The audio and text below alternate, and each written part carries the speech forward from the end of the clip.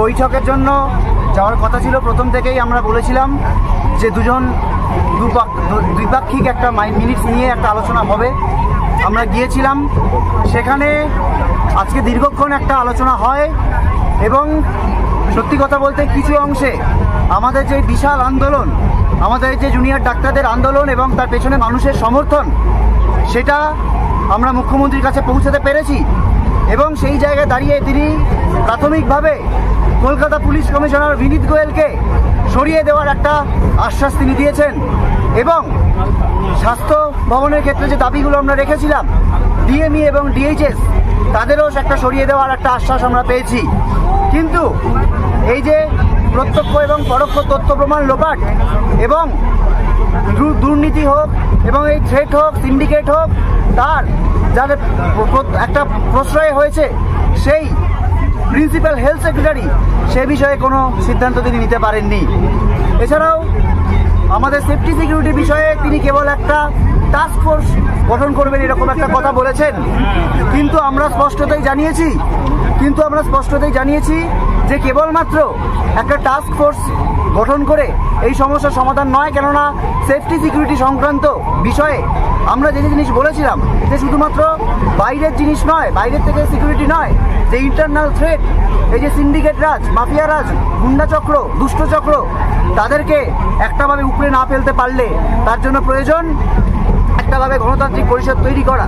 সেই বিষয়ে একটা আলোচনা পথ ওপেন হয়েছে, কিন্তু সেই নিয়ে কোনো কথা কিন্তু খুব বেশি দূর এগোয়নি।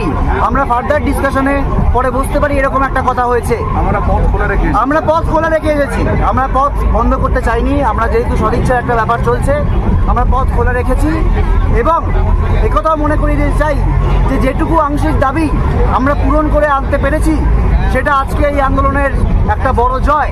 কিন্তু একথা মনে রাখতে হবে যে এইটুকুর জন্য আমাদের 38 দিন ধরে পথে থাকতে হয়েছে। আজকে আমরা স্বাস্থ্য ভবন সাফাই অভিযানে যে গিয়েছিলাম সেটাও আমরা সম্পূর্ণ করতে পারিনি।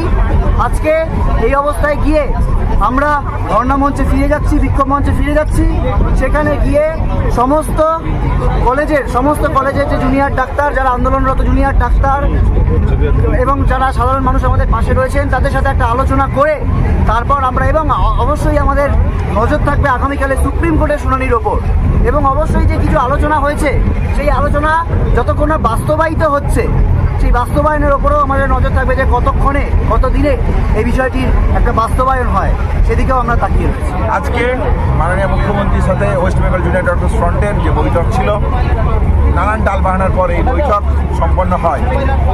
আমরা এই বৈঠকে ওয়েস্ট বেঙ্গল জুনিয়র ডক্টরস ফ্রন্টের রিপ্রেজেন্টেটিভ ছিলাম। এই জায়গা থেকে মাননীয় মুখ্যমন্ত্রী কিছু সুনির্দিষ্ট প্রশ্ন আমাদের কাছে রাখেন। 5 দফা দাবি নিয়ে আমরা ডিটেলস, আমাদের যে দাবি, কেন আমরা এই দাবি করছি, সেই দাবি নিয়ে বিস্তারিত আলোচনা করি। আমাদের দাবি কেন ন্যায়সঙ্গত, সেই জায়গাগুলো আমরা পরিষ্কারভাবে রাখার পর তিনি মনে করেন ডিএমই, ডিএসএইচ এবং সিপি স্যারকে তিনি ট্রান্সফার করবেন। আমরা মনে করি তিনি যে এই মৌখিক প্রতিশ্রুতি দিয়েছেন, মিনিটসের মাধ্যমে যে প্রতিশ্রুতি দিয়েছেন, এই প্রতিশ্রুতি যদি বাস্তবায়িত হয় তাহলে আমরা হয়তো বলতে পারি আলোচনা কিছুটা সদার্থক।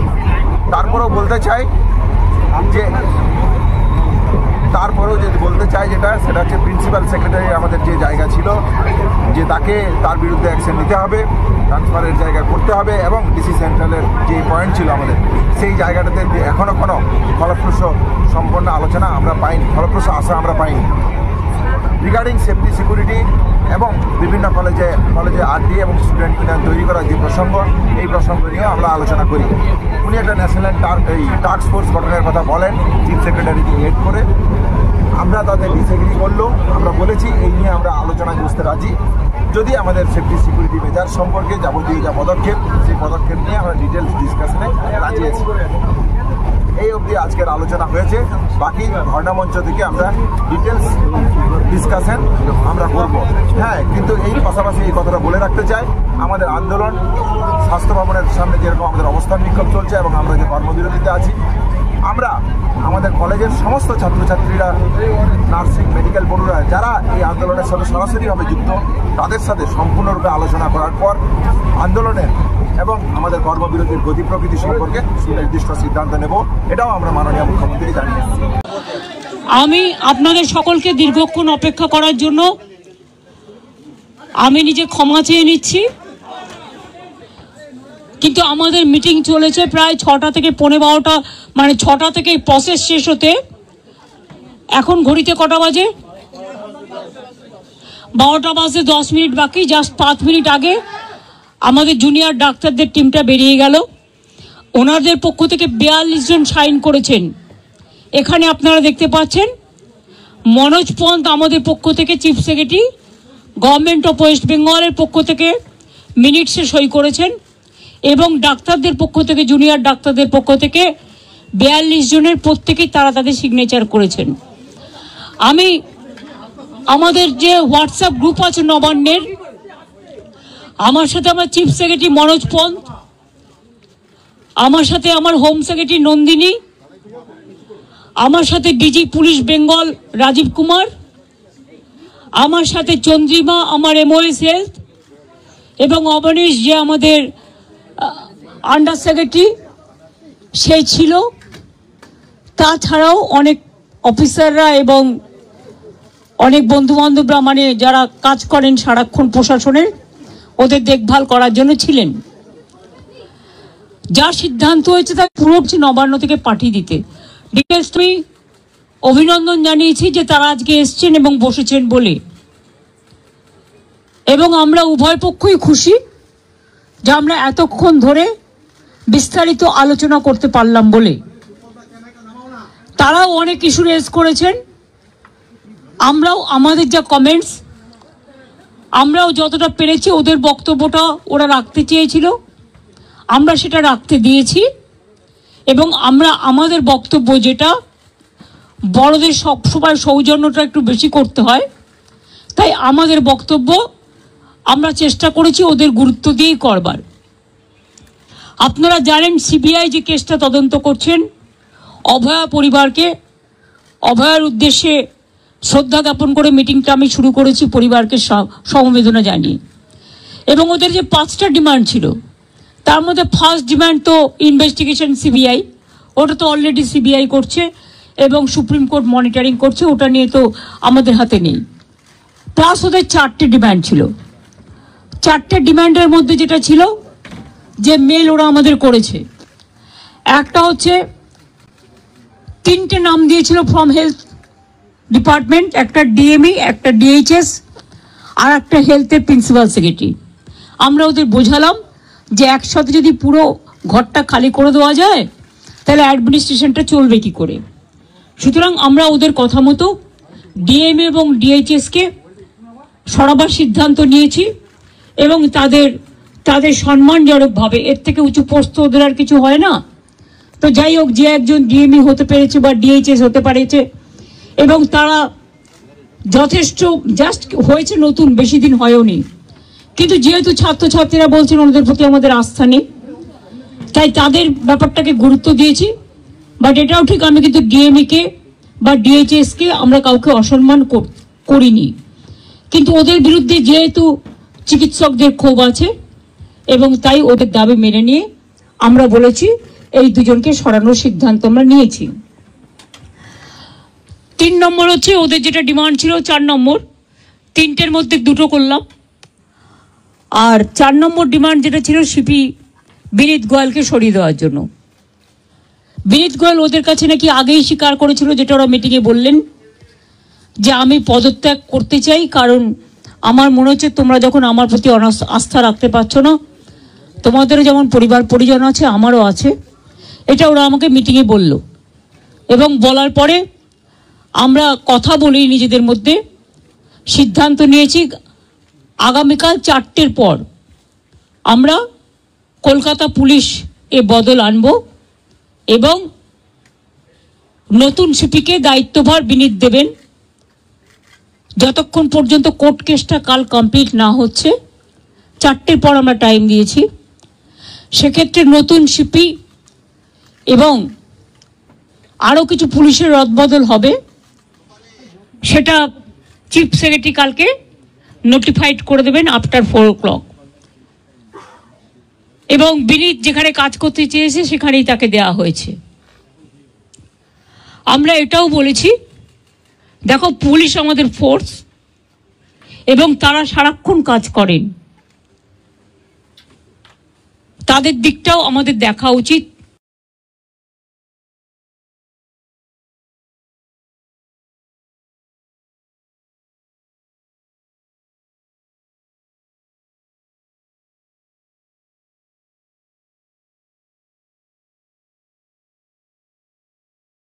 থেকেই যেহেতু ওই দিন সিপি পৌঁছবার আগে নর্থের ডিসি পৌঁছেছিলেন আগে এবং 14 তারিখে ঘটনাটা ঘটেছিল এবং ওরা অভিযোগ করেছিল, যার জন্য নর্থের ডিসিকেও সরিয়ে দেওয়ার সিদ্ধান্ত হয়েছে। ওখানে কাকে দায়িত্ব দেওয়া হবে সেটা কালকে ডিসাইড হবে। এছাড়াও সেফটি, সিকিউরিটি, হসপিটালের ডেভেলপমেন্ট, ইনফ্রাস্ট্রাকচার গুরুত্ব দিয়ে দেখা হবে এবং এক্ষেত্রে টাইম টু টাইম যদি কোনো প্রবলেম অ্যারাইজ করে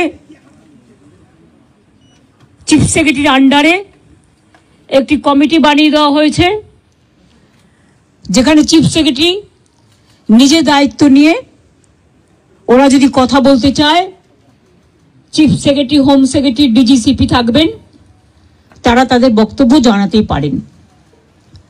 এইসব নানা রকম কথাবার্তা চলার পর আমরা, যেহেতু ডিটেলসটা আপনারা মেলেই পেয়ে যাবেন, আমি এটা বলি মিটিংটা পজিটিভ হয়েছে বলে আমি মনে করি। ওরাও নিশ্চয়ই মনে করে, তারাই বা সাইন করবে কেন, আর আমাদের চিফ সেক্রেটারি বা সাইন করবে কেন?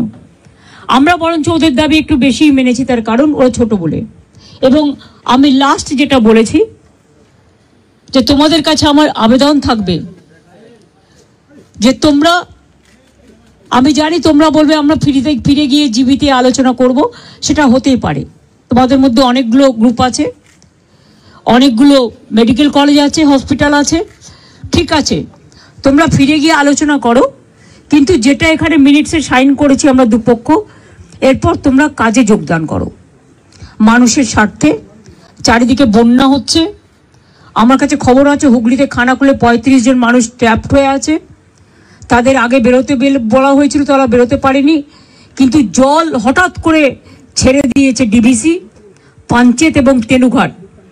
মিটিং শেষ হওয়ার পরেও আমি হেমন্ত সোরেনের সাথে 3 বার কথা বলেছি, তাকে আমি বারবার রিকোয়েস্ট করেছি, কিন্তু আমি জানি না তারা কি করবে, কারণ ইতিমধ্যে যা জল ছেড়েছেন তাতে বীরভূম, বর্ধমান, বাঁকুড়া, হাওড়া, হুগলি, নর্থ 24 পরগনা, সাউথ 24 পরগনা অনেকটাই এফেক্টেড হয়েছে। হাওড়া, আমি নিজে যে বাড়ি আদিগঙ্গার সামনে থাকি, আমি দেখতে গিয়েছিলাম কি অবস্থা জলের। আমি এতটা জল আসতে কোনোদিনও দেখিনি, কারণ আমাদের গোলাটা হচ্ছে সবচেয়ে উঁচু, আমাদের এই জায়গাটা।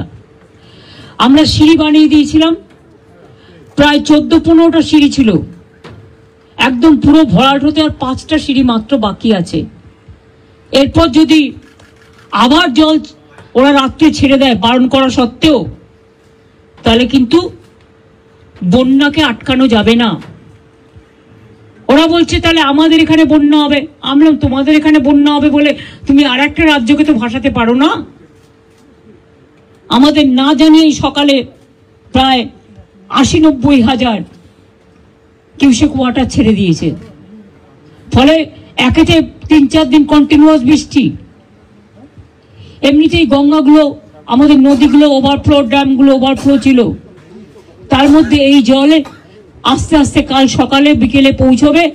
আমি সবাইকে বলবো সতর্কতা অবলম্বন করে দূরে দূরে রিলিফ সেন্টারে প্লিজ দয়া করে যান, এবং আপনাদের থ্রুতে বিডিও থেকে শুরু করে আইসি থেকে শুরু করে DM, SP, additional DM, additional SP, SDO যারাই আছেন সবাইকে বলবো যে ইমিডিয়েট দেখে নাও, কারণ কালকে কিন্তু অনেক জল ঢুকবে। এই জলের উপর যদি আবার জল আসে, আমার এমনিতেই চিন্তা আছে 35 জনকে কি করে উদ্ধার করব আমরা। আর এখন রাত হয়ে গেছে, জলের কারেন্ট এতটাই, কেউ যে উদ্ধার করতে যাবে তার উপায় নেই, কারণ যে উদ্ধার করতে যাবে সে বোটও তলিয়ে চলে যাবে, এমন অবস্থা। তো ওখানে আমরা এনডিআরএফ টিম পাঠাচ্ছি সকালে, এবং এসডিআরএফ টিমটাও আমরা পাঠাচ্ছি। সাউথ 24 পরগনায়। সুতরাং আমরা প্রত্যেকে অ্যালার্ট আছি। বিভিন্ন জেলার নেতৃবৃন্দের সাথেও আমার কথা হয়েছে। সিএস নিজে মনিটরিং করছেন 24/7 এবং তিনি নিজেও ডিএমদের সাথে বারবার করে আজকে 2-3 বার ভার্চুয়াল করেছেন। উনি অলরেডি আমাদের 24/7 মনিটরিং চলছে, টাইম টু টাইম কি অবস্থা। এবং মানুষকে আবার আবেদন করছি, প্লিজ দয়া করে জল আর আগুন এই দুটো জিনিস নিয়ে আমাদের মনে রাখতে হবে, যে কোনো মুহূর্তে জল ঢুকে যেতে পারে। দোতলা বাড়ি হলেও যদি একতলা ভেসে যায় তাহলে দোতলা ভাসতে কতক্ষণ নেবে? কাজে জীবনের ঝুঁকি দয়া করে কেউ নেবেন না। সতর্ক থাকুন, কিন্তু জীবন বাঁচান। একটা প্রাণের দাম অনেক বেশি। এটা আপনাদের মাধ্যমে অনুরোধ করব। যদিও আপনারা জুনিয়র ডক্টরদের স্ট্রাইক নিয়ে বেশি ব্যস্ত, কিন্তু তার মধ্যে আমার এই আবেদনটুকু যদি গ্রাম বাংলায় মানুষের কাছে পৌঁছে দিতে পারেন, বিশেষ করে জেলার মানুষের কাছে। কারণ কলকাতায় যদি এই অবস্থা হয় গঙ্গার, তাও তো হাই টাইড আজকে ছিল না। আমি দেখছি এখন জোয়ার আছে, জলের স্রোতের টান খুব বেশি আছে এবং সেই জন্যই বুঝতে পারছি না, ইভেনিং আমরাও হয়তো যে কোনো সময় ডুবে যেতে পারি। জলের যে স্রোত আছে, তারপরে যদি আবার জল ছাড়ে, নিজেদের ঠিক রাখার জন্য অন্য স্টেটের উপরে ছেড়ে দিলাম, এটা কিন্তু ঠিক হচ্ছে না। আমি আমার প্রতিবাদ জানিয়েছি। হ্যাঁ, বলেছি আমি যে আপনারা প্লিজ কর্মবিরতি তুলুন। এত কিছু আলোচনা, আপনাদের 4টের মধ্যে 3টে ডিমান্ডই মেনে নিয়েছি। তাছাড়াও সিসিটিভি, লাইট, রেস্টরুম, ওয়াশরুম এগুলো করে দেওয়ার ব্যাপারেও 100 কোটি টাকা দেওয়া হয়েছে। এবং এছাড়াও সিকিউরিটি অডিটিং এর ব্যাপারেও আমরা দেখছি। সবার যাতে নিরাপত্তা থাকে, আমাদের যতদূর সম্ভব আমরা করব। আপনাদেরও বলবো লক্ষ্য রাখতে, কারণ দায়বদ্ধতা কিন্তু বোথ সাইডেরই থাকে।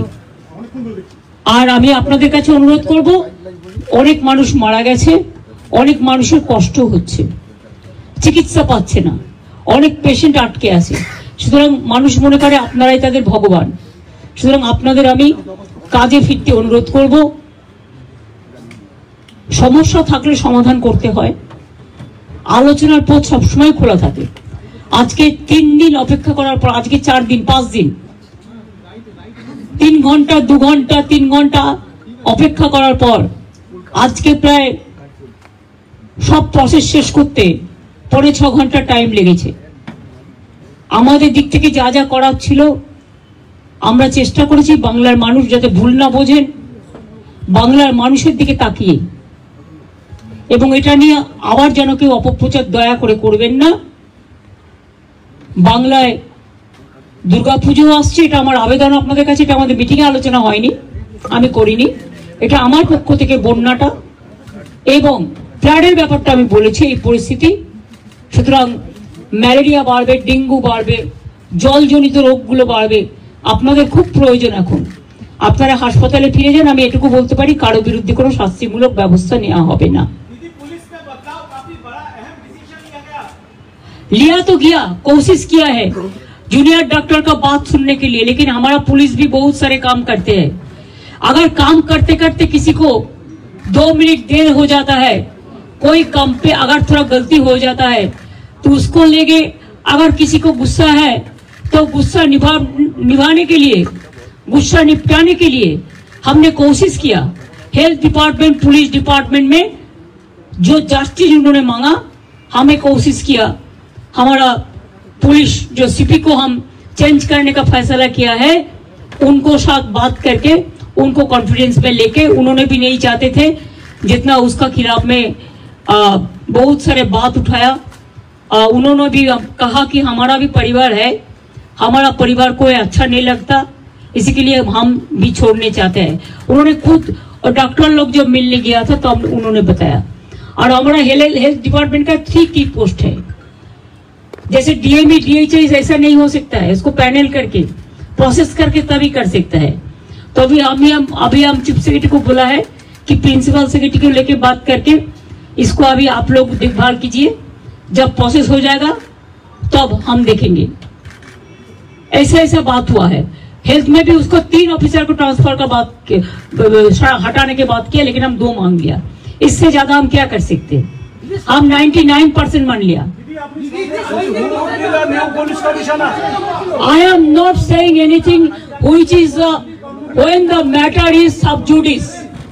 My humble request to all the junior doctors, whatever they demanded, out of this 4th demand, what is with us? We accepted 3 demands and we requested them to join the work so that commoners should not suffer. There should not be more and more death from the commoners. And nowadays when we are facing dengue, malaria and also flood-like situation. DBC Panchet Tenughat, the dam, they have already released too much water. And these 2-3 days we faced acute rainwater also. So both the Ganga river ponds were overflowing. And after releasing the water from Jharkhand, it's an acute problem. Some people are in a trap now. We have got the information. Police is keeping touch with them. We requested them to come early, but they thought that they will be safe. They have seen the earlier things also. Well, earlier also I monitored all this. My chief secretary is also monitoring. But I have not seen so much water is being released together. When there is a torrential rain, it plus, the flood spread in throughout West Bengal. Now we have to monitor all the situation. Thank you very much for your cooperation. And I think we trust, we think tomorrow, you must know tomorrow 4 o'clock. After 4 o'clock, because the matter is on sub judice, let the court,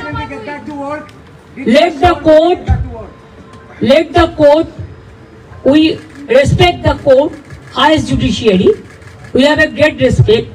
So whatever the matter is sub judice, there we cannot interfere. It is the court decision and it is Supreme Court monitoring case.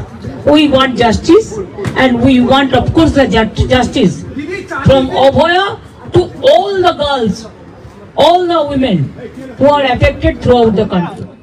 लिया तो किया, कोशिश किया है junior doctor का बात सुनने के लिए, लेकिन हमारा पुलिस भी बहुत सारे काम करते हैं।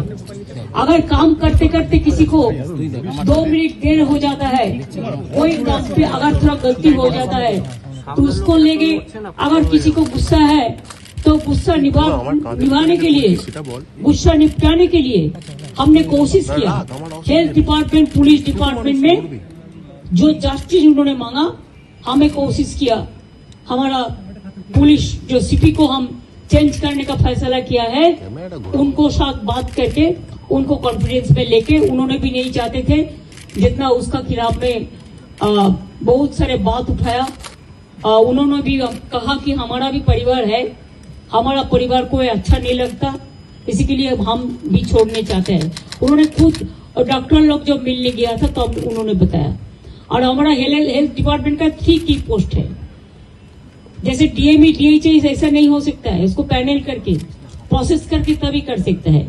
तो अभी हम चीफ सेक्रेटरी को बोला है कि प्रिंसिपल सेक्रेटरी को लेके बात करके इसको अभी आप लोग देखभाल कीजिए, जब प्रोसेस हो जाएगा तब हम देखेंगे। ऐसा बात हुआ है। हेल्थ में भी उसको 3 ऑफिसर को ट्रांसफर का बात हटाने के बात किया, लेकिन हम 2 मांग लिया। इससे ज्यादा हम क्या कर सकते हैं? हम 99% मान लिया।